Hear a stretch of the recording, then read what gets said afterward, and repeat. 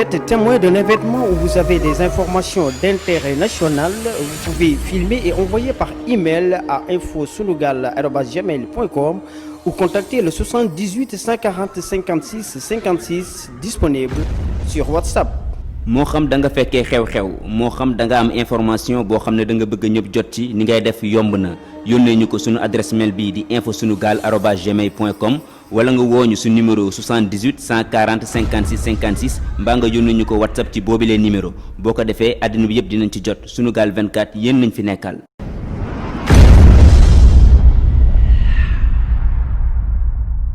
ku ne xam na ne yàlla daa bind te yemalewul am na ñu matal am ñu matlewul waaye ba mottali amee ba léegi kenn sonnatul buur kattan di produit 100% naturel sans effet secondaire ñu defare ko li nga xamante ni moo di petit cola bisaab ak jinjeer ñoo ngi jàppale leen ci seen wàllu kattan ak seen wàllu wërgu-yaram bu nekk jar na fi nguur ak keng ba ci kikirikiij waaye bii mooy seen buur di buur kattan ballonnement moo ci mën constipation faiblesse sexuelle diabète sinusite éjaculation précoce di joxe appétit sexuel teg ci itam day raxas sa biir ba mu set wecc wooteel gaaw ci 77 413 59 24 77 413 59 24 xar yëpp xar lañ waaye laadum da ciy gën te bu ñu nee góor ngóoraa tax. point de la rédaction asalaamaaleykum mbokk yi seetaan ak di safoo Sunugal 24 am nañu mbégte ak kontaante ànd ak yéen indi leen bépp actualité wala fait divers tey nag li ci gën a fes bokk na ci remaniement bi nga xamante ni président Macky Sall mi ngi koy waaj a amal maanaam tas bi mu ginnaaw bi mu tasee li nga xamante ni mooy gouvernement bi waaye mu mel ni ab surprise daf cee bokk ndax kii di Mimi Touré mi nga xamante ni jóge na fële ci nga xamante ni mooy conseil économique social et environnemental ñenn ñi jàpp que ni lan mooy ëllëgu ki nga xamante ni mooy Mimi Touré day bokk ci li nga xamante ni mooy gouvernement bu bees bi wala dafay tàkkalikoo ak kii di président de la république ak lu ci mënti doon rek dañ ci ànd ak Moustapha ginnaaw bi ñu la nuyu naka nga jàngatee lu nu mel. waaw soxna Diarra maa ngi lay nuyu di am mbégte bu baax a baax di bokk ak yow plateau bi ñu ciy waxtaanee lépp loo xam ne ñeel na actualité comme ni nga ko waxee waaye bi la yoon dafa fekk mu am mbir moo xam ne dafa fees ci actualité bi ni ki démb ci ngoon gannaaw conseil des ministres bi ci le président Macky Sall ci biir conseil des ministres ci la leen xamal ne dafay tàqaliko ak kenn ku nekk ci ñoom daal di tas gouvernement bi mu ko tasee nag mu am comme ni nga ko waxee tamit benn surprise bu ci am mi Aminata Touré ak secrétaire d'État yi nekkoon fële présidence ak ñoom ñëpp daal di tàqaliko ak ñoom mais départ Aminata Touré moo gën a poser ay questions parce que ñu bëri dañoo jàpp ne Aminata Touré li ñu ko fa jëlee parce que dafa am lu ko waral moo tax ñu jëlee ko fa ñenn ñi jàpp ne Aminata Touré président Macky Sall dafa am feneen fu mu koy waajal wala feneen fu mu koy dugal foo xamante ne peut-être mën na gën fi mu nekk ñu yaakaar ne du doon lu yomb parce que bu fekkonte ne HCCT tamit dañ ko fa jëlee ñu mën a comprendre dafa nekk ci benn changement boo xam ne dafa nekk ci bopp institution yi mais moom kese lañ tàmm jëlee ko fa lan moo waral président jëlee ko fa xam naa dafay mbir yoo xamante ne buñ demee ba ci kanam tuuti ba ñu former gouvernement bi su boobaa nag li ñuy gën a am lu ñu leer ñu xam ndax Aminata Touré soit divorce moo am wala daf ko recaser foo xamante ne wala daf koy préparer parce que mbir la yoo xamante ne tamit xam naa bu ñu former gouvernement bi dinañ ci am lu gën a leer waaye lépp lu ñu ci mën a jàpp actuellement moo ñu bëri jàpp nañ ne Mimi Touré dafa am ay ambition présidentielle léegi ambition yooyu ñu am nag moo waral ñu jàpp ne président Macky Sall donc dafay dagg tànk yi pour mu bañ a dem ba sori mais daal mbir la boo xamante ne xam naa tant que formé wuñu gouvernement bi duñ ci gën a am lu ñu leer parce que du ñu fàtte mukk ne Macky Sall c'est un fin tacticien ku yàgg mën def ay tactique la parce que poste premier ministre bi mu ko fi jëlee jaayuñu ko woon ci campagne bi kenn xamul woon ndax na fi jóge donc tey ji mën nañu bettaat ak beneen surprise boo xamante ne kenn xamul lu muy liggéey ci suuf mais li ñuy wax rek mooy bis bu ko yàkkee ba teg ko indi formation bu formé gouvernement bees dinañu gën a am lecture boo xamante ne muy gën a pointu par rapport ak ëllëgu Aminata Touré ndax bu fekkente ne daf ko écarté carrément su boobaa dinañ xam lan mooy ëllëgam parce que bu ko écarté carrément benn position mooy benn alternative je pense bien que mooy am ci moom mooy mu former parti am wala mu wut benn mouvement am wala mu wut ay pexe yoo xam ne dina ko pour exister politiquement te loolu bu ko defee dina assumer ay responsabilités am su fekkee ne dafa jël place bi dafa teg bët fi par Macky Sall teg place am dina mën a am dem defi ji ko pourquoi mu koy mën parce que bu ñu fàtte ne remaniement fu mu amee dina am ay frustré yu am dina am ñoom dañuy mer te su boobaa mën na doon koo xamante ne dafay dajale ñooñu ñëpp nga xam ne dañoo mer ci parti bi ñooñu ñëpp nga xamante ne dañoo am leen naqari ci parti bi mu doon benn genre Macky Sall bis boo xamante ne mën na ko créer mu doon tamit benn genre Idriss Seck boo xamante ne jamono 2005 2006 2007 ak Abdoulaye Wade mën na ko créer waat donc il faut que président Macky Sall mu sóor loolu bu baax a baax su fekkee ne dafay séparé ak Mimi Touré xam ne ëllëg mën a doon koo xamante ne mën na teg benn candidature bu ko mën a sonal parce que lépp lu ñu mën a wax koo xamante ne ku fi nekk premier ministre la ku fi nekk ministre de la justice la ku fi jiite institution la kooku tamit su génnee noonu soo ko taxali ko moom noonu ëllëg mën na la sonal. ndax mën nañoo jàpp que ni li nga xamante ni mooy jafe-jafe réew mi moo tax kii di président de la république accéléré li nga xamante ni mooy coppiteeb gouvernement bi ndax nemmeeku nañu mbënn mi fi amoon ñuy jooy te noppeeguñu li nga xamante ni mooy xale yi dee ci géej gi ndax jafe-jafe yooyu yëpp loolu moo tax ki nga xamante ni mooy président tas li di gouvernement bi pour indiwaat yeneen coppite yu bees. waaw xam nga soxna Diarra tey jii loolu lépp mën na ci bokk loolu lépp dañ koy jël boole ko ci grille de lecture bi ñuy def parce que lu mel ni remaniement ak dissoudre institution ak yeneen acte fort yi nga xamante ni njiitu réew daf koy jël yooyu dafa bokk ci li nga xam ne dafay joxe beneen souffle bees benn nouveau départ la parce que xam nga mënatu ni baaxul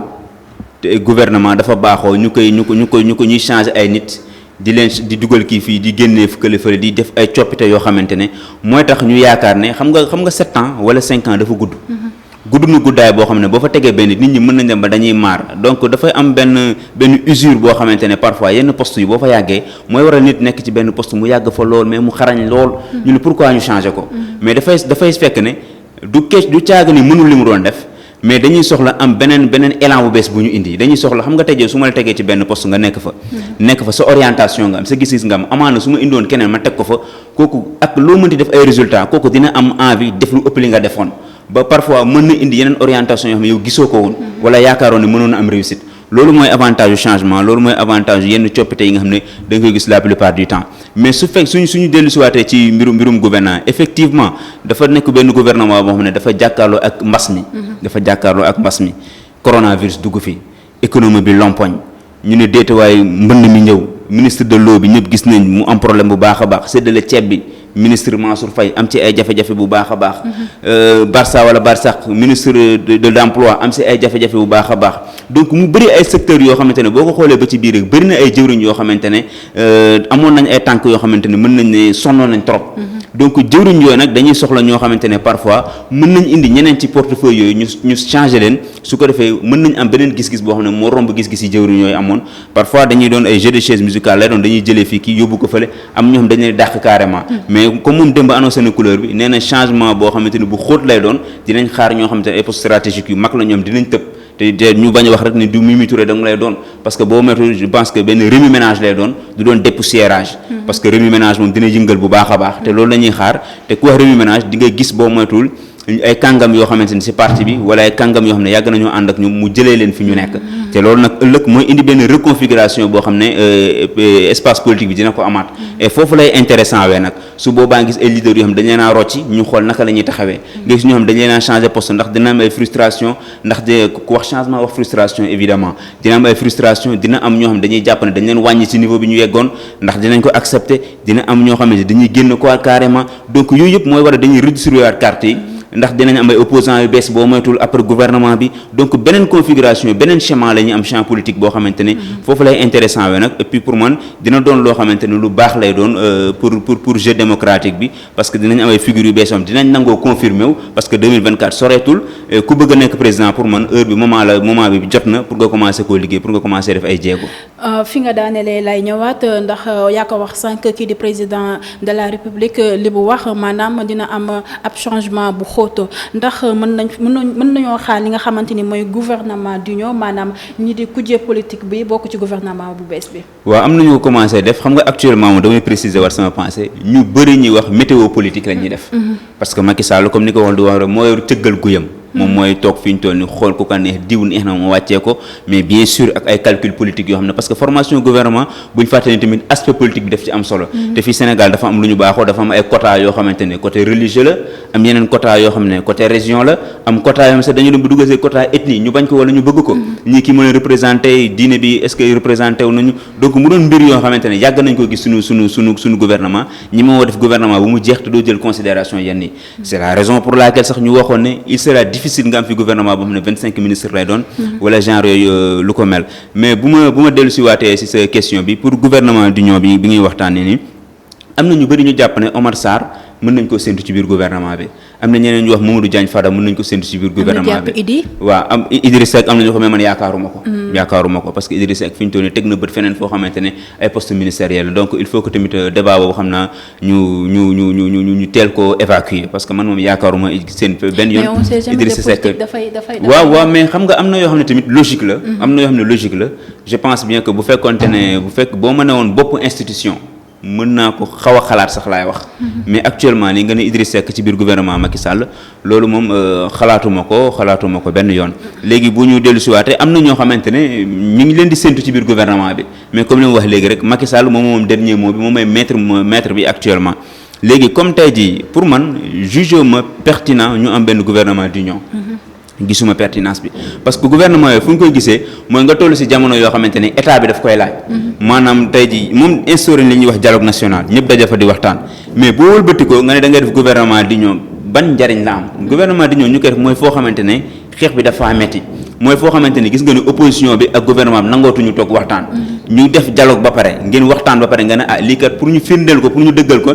il faut ñu def gouvernement boo xam ne ñëpp ay bokkandoo di siéger conseil des ministres loolu dafay doon benn acte boo xam ne dafay chapeauter benn dialogue ak yooyu mu am bon buñ dellusiwaatee ci logique dialogue bi mën nañ ne bu ko defee dafa topp suite logique gu dialogue bi mais soxlawuñu ko parce que lu tax soxlawuñu ko parce que dialogue bi déjà gis nañ ñu bloqué woo dialogue bi déjà gis nañ fi mu mujjee lu bëri ay féewaloo am na ci diggante ñi nga xam ne ñu seqoon dialogue national boobu ba tax na tey jii bis bu ko defee tamit dañuy jàpp ne mbir la boo xamante ne dañ koo def rek pour phagocyter yenn parti politique yi wala pour servir ñenn ñoo xamante ne amuñu woon mais pour man gisuma ban pertinence moo am benn Omar Sarr ci biir gouvernement am au contraire dama yaakaar ne actuellement gouvernement bi muy formé ba mu moytuwul waa APR seront les mieux servis ñoom parce que depuis bi Macky Sall faloo ba léegi boo xoolee alliés yi ak ñeneen ñi ñoom ñoo ci gën a am wàll te jamono ji fi ñu toll ni ki ci ñi nga xam ne mooy kujje politique bi ak ñi nga xam ne ñooy bennoo enjeu bi bëreetu fa bennoo ndem si yàlla Tanor Dieng yàlla jëlee na ko fi Moustapha Niasse ñëpp gis nañ ne parti bi xar na ñaar la fa des bëreetul PIT yeneen parti yi si topp ngi ñëpp xam nañ ne ay parti su ndaw la ñoo xam ne ñoo wër président Macky Sall donc bu fekkente ne amul ambition troisième mandat ak yooyu yëpp maintenant configuration gouvernement bi dinañu ko wan parce que am na ay poste stratégie yoo xam ne boo fa tegee nit ñi dañu xam li nga bëgg a def donc ak loolu lépp buñ ko xoolaatee bu baax a baax daal dinañ xam ne li ci ëpp solo rek mooy mu teg fi ay notes yu efficace l'homme qu'il faut à la place qu'il faut mais pas ay gouvernement d'union di yokk yoo xamante ne soxla ñu ko actuellement. loolu lay ñëwee ndax gouvernement bi nga yaakaar ni jafe-jafe bu mu am ni ndax suppression premier ministre bi gënul yokk jafe-jafe bi. waaw loolu nit ñi wax nañ ko bu yàgg gis nañ fi problème bi problème amee ak ministre de la justice bi ak Malick Sall bi mu ko fi amee ak waa SYTJUST ñëpp jàppoon nañ xam nga yow bu ma saan am premier ministre dafa ne mosoon jouer benn rôle fusible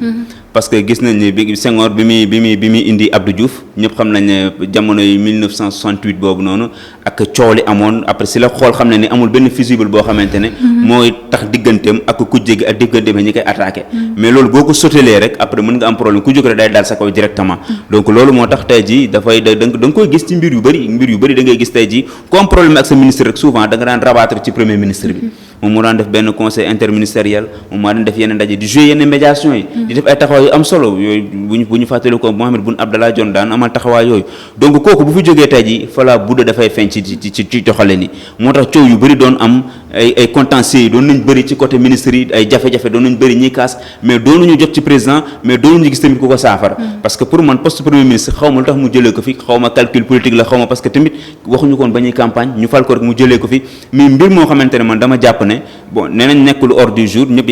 xam nañu du ko indiwaat mais pour man erreur la boo xamante ne waroon na ko mën a corriger parce que premier ministre xam nañ ne am na fi njëriñ mënoon na ko fi bàyyi rek. ci sa wax bu mujj da nga ne lii di poste premier ministre du ko indiwaat ndax mën nañoo xam lan moo waral nga ne du ko indiwaat. waaw xam nga pour boo xoolee logique bi mu jël rek xam nga ku fi jëlee premier ministre. mu def ab diir. nga bëgg koo indiwaat su boobaa di nga gis ñoom dañuy taxaw ci wet gi ñu màttu ne yaay nañ ko parce que gis na résultat bi mais comme moom bi muy dindi premier ministre daf noonu fast track lay indi dafay def loo xamante ne su ko fi jëlee rek après li ñu ciy teg mooy bu ko defee dootul dafa gis ne dossier yu bëri dafa daan yem sax ci premier ministre daawul yegg si moom ay jàmbat yu bëri ak tawat yu bëri daawul yegg si moom ci premier ministre daan yem mu ne su ma ko fi jëlee léegi dossier bi naa ko jël mais xam nga tey jii njiitum réew doonul koo xamante ne Sénégal yëpp xajuñ ci moom. est-ce que loolu tamit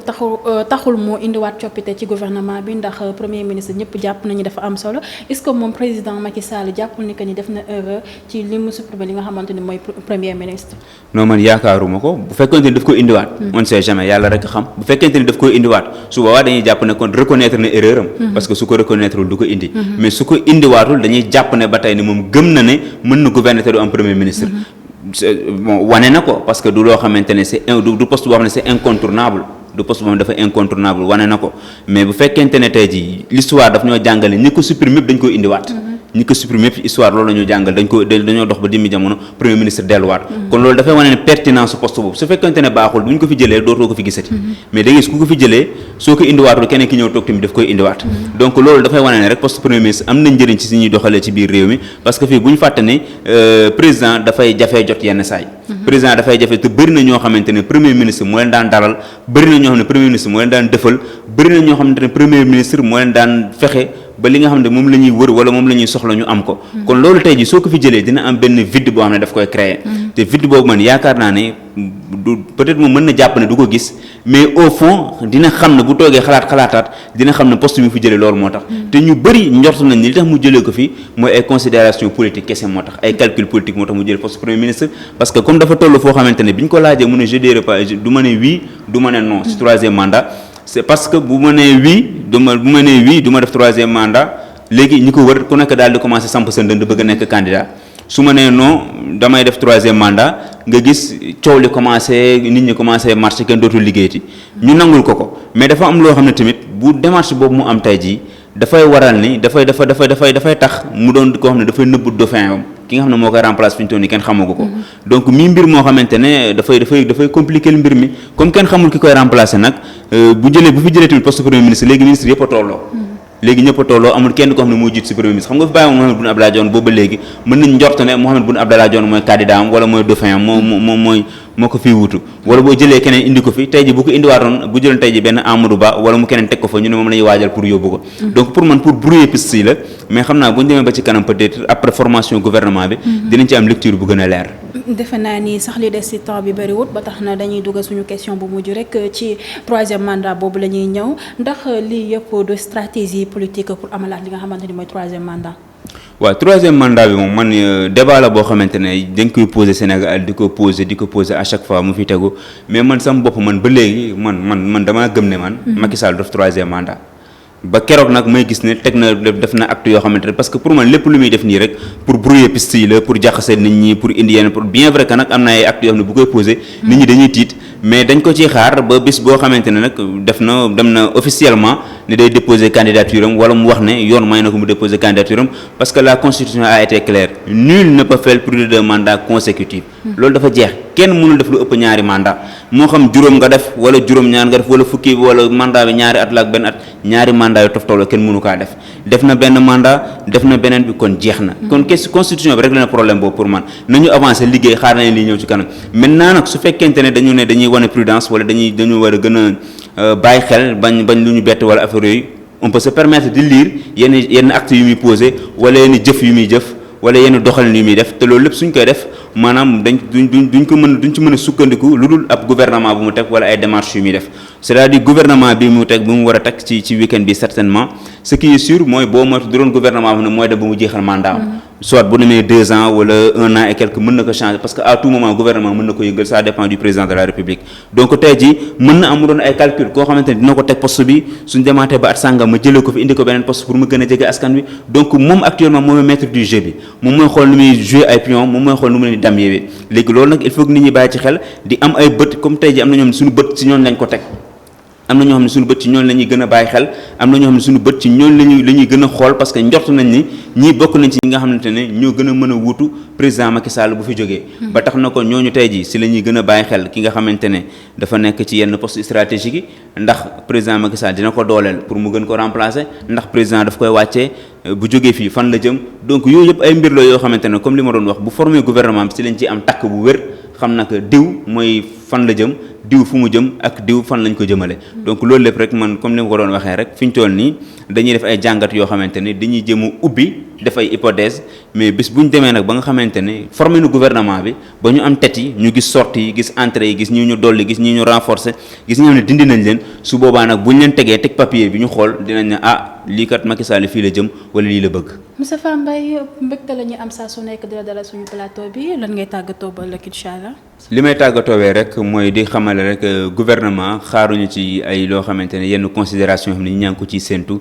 ak yenn yi nga xam ne soxlawuñu ko ñun efficacité la ñu soxla ay ministres yu efficace lañ soxla ñoo xamante ne dinañ wuyu ci ñaxtu askan wi je pense que foofu la ñu war a gën a teg seen bët démb am na Hélène Tine lu am solo lu mu wax mu ne enquête de moralité bi loolu tamit il faut que njiitu réew mi bàyyi ci xel parce que am na ñoo xam ne dañ leen teg place yoo xam ne mérité wuñu ko am na ñoo xam ne dañ leen teg foo xam ne parce que sama xarit la woon wala sama mbokk la yooyu il faut que ñu dindi ko su fekkente ne bëgg nañ def ay résultats mu def enquête de moralité ku nekk balaa nga koo teg ci place am nga xam kii lii la mérité ma teg ko fa mais ba jël diw rek teg naa ko parce que neex na ma wala neexuma tamit am na comme dafa toll si yaxanal di wax dépense mi ngi koy wàññi di dugg ci yooyu yëpp pour man am na ministère yoo xam ne war na koo mën a boole bu ko boolee du ci wàññi dara mais yenn tas tasaare yi ci se retrouve après une quarantaine de postes ministériels pour man amul njëriñ lépp war nañ koo mën a résumer wàññi ko tënk ko su ko defee askan wi gisi seen bopp ñu yaxanal bu baax a baax te ñu fal tamit ñu liggéeyal askan wi bañ a xam ne bañ doon ñoo xamante ne rek ay Baay Faal la ñu doon ba lu ñu leen wax rek ñu def ko mais ñu jël en compte tamit bëgg-bëgg askan wi c'est très important. en tout cas il est temps ñu teg fi ñi nga xamante ni am nañu compétent nañu liggéeyal askan wi bañ fay nekk seen bopp li leen indi leen di leen jox dig daje ba ëllëg incha allah.